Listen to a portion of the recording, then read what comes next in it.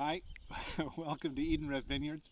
It seems to be the thing to do to break the tyranny of social isolation by sharing with you maybe something that you would have experienced if you'd come here to join us. But of course, our county's locked down, so nobody's coming by. I've got Cory Waller, Sandy Matthews, Eden Rift Winemaker, Eden Rift Vineyard Manager. I'm Christian Pillsbury. We are going to just walk you through a little bit of one of our new releases, which is our 2018 Dickinson Block Zinfandel. It's a tiny little 3/4 acre vineyard here on property, planted in 1906, that we've become, I guess, oddly known for since we specialize in Pinot and Chardonnay. Well, it's Cory's best wine that he makes. So, Sandy, do you want to tell us a little bit about the farming, which is really so fundamental to why this wine's been successful?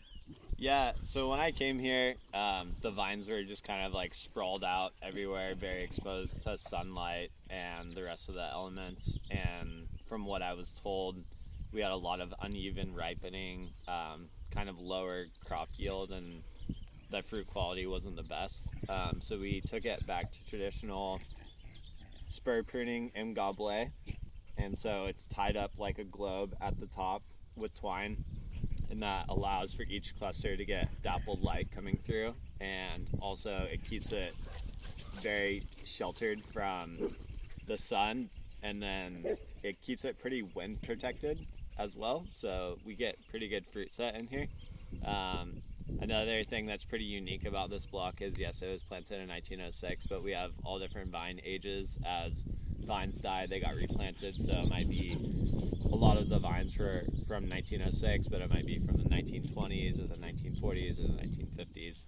So with that variability, we have different maturation levels. So as veraison is starting, we have some vines that hit full veraison while other vines are just beginning. So we do multiple different picks to cater to those needs. Yeah, it's a lot of work for a small vineyard. Yeah, but it's also probably my favorite block to manage, just because of the heritage of it, and the wine that comes from it is so excellent. It's this block right behind you, by the way.